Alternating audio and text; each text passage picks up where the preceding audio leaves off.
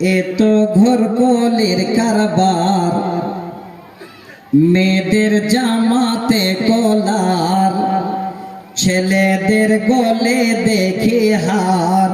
কি ভাইয়া দেখায় কি সুন্দর, এত ঘর কলির কারবার, এত ঘর কলির কারবার। মেয়েদের জামাতে কলার, ছেলেদের গলে দেখি হার। কি ভাইয়া দেখায় কি সুন্দর, এত ঘর কলির কারবার।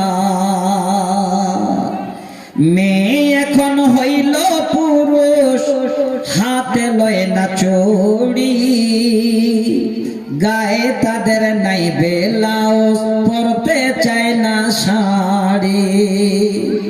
মেয়ে এখন হইল পুরুষ, হাতে লয় না চুড়ি, গায়ে তাদের নাই ব্লাউজ, পরতে চায় না শাড়ি। দেখো বোরখা পরিয়া, সাইনবোর্ড দে যে উল্টাইয়া, ফেস কাটিং দেখায় কি সুন্দর, এত ঘর কলির কারবার। 16 গিরা কাপড় লাগে ব্লাউজ ভাই, 10 গিরা বানাইলে দাদা কেমনে দেখা যায়। আগে আমার দাদিকেও দেখেছি, নানিকেও দেখেছি, চলে গেছেন। 119 বছর বয়সে আমার নানি মারা গেলেন এই 2 বছর আগে। বসে বসে লম্বা হাতা ব্লাউজ সিলাতেন, ব্লাউজ পরতেন, বয়স্ক মানুষ। এখন আর বেশি কাপড় লাগে না, অল্প কাপড়ে ব্লাউজ বানিয়ে ফেলছে। কি বলবো আপনাদের, শুধু এই লজ্জাটাকে বুঝাবার জন্য আপনাদের বলছি। কবি তাই বলছেন, 16 গিরা কাপড় লাগে ব্লাউজ ভাই, 10 গিরা বানাইলে দাদা কেমনে দেখা যায়।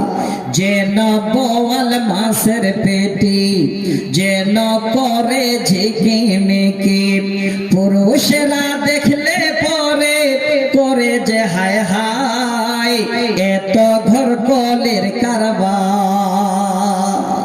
মায়েরা আমার, একবারও কি আপনার এই কথাটা বিবেকে আসে না?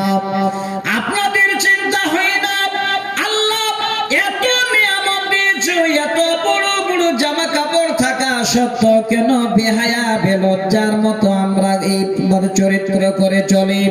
আমার মায়েদের বলবো না, প্রকাশ্য লজ্জা হলো আপনাদের যেন আজকে আবার প্রথম উদাহরণ। আরো শোনাচ্ছি, সহিহ বুখারীর একটাই হাদিস শুধু আজকে প্রকাশ্য লজ্জাকে বোঝাবার জন্য, 5135 নম্বর হাদিস, বুখারী মুসলিমের হাদিস। যারা বাপ এখানে আছেন আপনারা একটু কর্ণপাত করুন। যাদের ঘরে সাবালিকা মেয়ে আছে, বিয়ে দেওয়ার মতো হয়ে গেছে, মেয়ে আছে, সেই বাবারা আজকে শুনে নিন।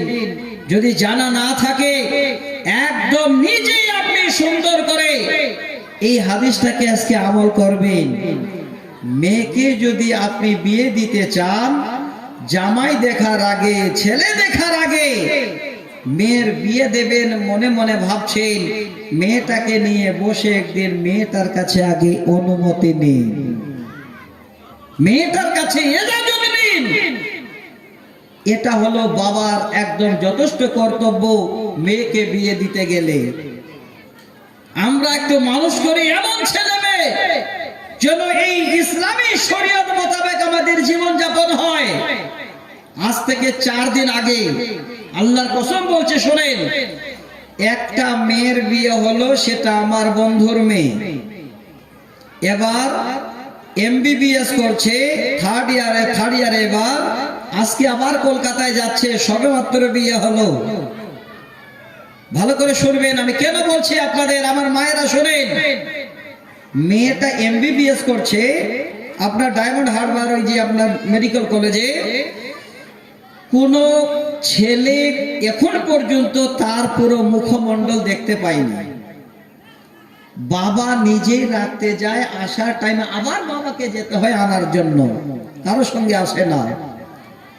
ওই মেয়েটার বিয়ে হলো একটা ছেলের সঙ্গে। তো আমার মেয়ের বাবা বন্ধু বলছে, ভাই ছেলে দেখতে যেতে হবে, ছেলের খোঁজ পেয়েছে একটা। কোথায় বলো? অমুক জায়গায়। যখনই বলেছে আমি বললাম ওইটাও আমার বন্ধুর ছেলে। এত বড় দাড়ি, আলহামদুলিল্লাহ, সুন্নতি দাড়ি। আর সরকারিতে পিএইচডি করছে গৌহাটিতে। আজকে দুপুর বেলায় পৌঁছে গেছে ছেলেটা, একদম রানিং বিয়ে, 2-4 দিনের কথা বলছি। এবার ওই ছেলেটার সঙ্গে মেয়েটার বিয়ে হলো। আহ, কি সুন্দর শরীয়তি বিয়ে। এমনিতে কোনো কথাবার্তা নেই। মেয়েটা বাবাকে বাবা বিয়ে দেবে তা তো বাবা বলেছে। এবার মেয়ে বাবাকে পুরো অনুমতি দিয়ে দিল, আর বলল যে এখানে কেউ এসে আমাকে বলবে না যে আমি বিয়েতে রাজি আছি কিনা। আমি পুরো অর্ডার দিলাম, বাবা তোমার কাছে। মসজিদে বসে বাবা সুন্দর করে মেয়ের তরফ থেকে অর্ডার নিয়ে নিয়েছে। এবার ছেলেকে নিজেই যেন শ্বশুর, ছেলের মানে শ্বশুর ইজাব কবুল করালেন, আর ছেলের বাবা নিজেই খুতবা পড়ালেন। দেখেন কত ভাগ্যবান। ছেলেটা বলে দিয়েছিল, বাবা আমার জিন্দগিতে যেখানেই বিয়ে হোক আমার বিয়ের খুতবাটা বাবা তুমি পড়াবে। আমাকে দিচ্ছিল বলে আমার বন্ধু কাছে চাইছিলাম যে আজকে ভাই বন্ধুর কাছে বিয়েটা পড়িয়ে নেব, কিন্তু ছেলেটার আমার আবেদনটা পূরণ করার জন্য আমি পড়াচ্ছি। নিজেই খুতবা পড়লো। এবার শেষ দোয়াটা আমাকে দায়িত্ব দিল, দোয়াটা আবার আমি পড়ালাম। আচ্ছা দেখেন কি শরীয়তে বিয়ে। নগদে 37,000 টাকা ছেলেটা পড়তে পাচ্ছে। বর্তমানে এখন গৌহাটি কলেজ থেকে করছে সে। 37,000 টাকা পুরোটাই 1 মাসের সে টাকা দিয়ে দিল মেয়ের হাতে, নগদ মোহরানা। কি শরীয়তে বিয়ে দেখেন। আল্লাহু আকবার। আমি বলছি বাবা যারা আছেন, আপনার মেয়েকে যদি বিয়ে দেন, ছেলে দেখার আগে, জামাই খোঁজার আগে মেয়েটার কাছে আগে অনুমতি নিন। এবার বলবেন মৌলানা মেয়েটার অনুমতি কেমন? মেয়েটা কি করে অনুমতি দেবে আমাকে? আর বর্তমান তো এরকম নয় যে মা তোমাকে বিয়ে দিতে যাচ্ছে, বলো তুমি রাজি আছো কিনা। আর মেয়ে সঙ্গে বলতে পারে না, ছেলে দেখো আমি বিয়ে করার জন্য তৈরি আছি। বলবে? বলবে না। হাদিসটা শুনে নবীজি বলেন, ওয়ালা তুনকাহুল বিকরু হাত্তা তুস্তাজানা। হে পৃথিবীর মানুষ, তোমরা তোমাদের মেয়েদের বিয়ে দিও না হাত্তা তুস্তাজানা, যতক্ষণ পর্যন্ত ওই মেয়েটার কাছে বিয়ের আগে অনুমতি না নাও। সহিহ বুখারী মুসলিমের হাদিস, 5135 নম্বর হাদিস। আমি আপনাদের এই জন্য একদম দলিল দিচ্ছি। আল্লাহ রাসূলকে জিজ্ঞাসা করছেন, ইয়া রাসূলুল্লাহ এই মেয়েটাকে আমরা বিয়ে দেব না ইজাজত ছাড়া, তো মেয়েটার ইজাজত কেমন নবী গো? আমরা তো জানি না। মেয়েটা কি করে আমরা জানবো যে মেয়েটা বিয়েতে রাজি আছে? নবীজি বলেন, ওই মেয়েটাকে যখন বিয়ের কথা বলবে হাত্তা তুস্তাজানা, আল্লাহ রাসূল বলেন সেই মেয়েটি বিয়ের কথা শুনলে যেন একটা মুস্কি মেরে হেসে লজ্জায় মাথা নিচু করে নেবে, আর কোনো কথা বলবে না। নবী বলেন, উম্মত এই মেয়েটার লজ্জা দেখো প্রকাশ্যে, আর বিয়ের কথা কাউকে বলতে পারে না। বিয়ের কথা শুনে একটু হেসে থেমে গেল, লজ্জায় মাথা নিচু করে নিল। এই মেয়েটার লজ্জা করে চুপ থাকাটাই হলো মেয়েটার বিয়ের অনুমতি। বাবা যদি বলতে না পারে, তখন আপনারা আমরা কি করি? কি যে বলেন আপনারা জানি না, আমরা বলি ঘটক। বিয়ে যে লাগাইবো ঘটক না, কি বলেন আপনারা? ঘটক, আইবারি, আগোয়া, যেটাই বলেন। এবার ওই মেয়েটাকে দেখবেন কারো দাদি বা নানি বা বাড়িতে ভানি যারা আছে তাদেরকে দিয়ে বলে, যাও তো বলো তো মেয়েটাকে, একটু আয়েশাকে বা আমিনাকে বলো বিয়ে দিতে যাচ্ছে, রাজি আছে কিনা। দেখবেন তার ভাবি ঘরে নিয়ে গিয়ে যদি বলে, বোন রে তোমার ছেলে দেখতে চাচ্ছে, বলো তো বোন তুমি বিয়েতে রাজি আছো কিনা। সেখানেও দেখবেন একদম ফ্রি মাইন্ডে কথা বলবে না, মুস্কি মেরে হেসে মাথা নিচু করে নেবে, শুনতে চাইবে তো হাসবে আর মাথা নিচু করে নেবে। আল্লাহ রাসূল বলছেন হাত্তা তুস্তাজানা, যখনই আন্তাসকতা, যখনই মেয়েটা দেখবেন যে লজ্জায় চুপ হয়ে আছে আর কথা বলে না, এটাই হলো মেয়েটার ইজাজত, এটাই হলো মেয়েটার অনুমতি। তো বাপ আমার, ভাই আমার, এটাকে বলে প্রকাশ্য লজ্জা। ওই মেয়েটা যেন বিয়ের সম্বন্ধে আর কাউকে কিছু বলতে পারে না, মাথা নিচু করে নেয়। তাহলে এক প্রকার হলো লজ্জার, একটা প্রকার আপনাদের জানালাম ছোট করে, আরো উদাহরণ দিলে খুশি হতেন কিন্তু যাচ্ছি না। এবার 2 নম্বর প্রকার শুনবেন ভালো করে, সেটা হলো ঈমানি হায়া, ঈমানি লজ্জা। ঈমানি লজ্জা কেমন?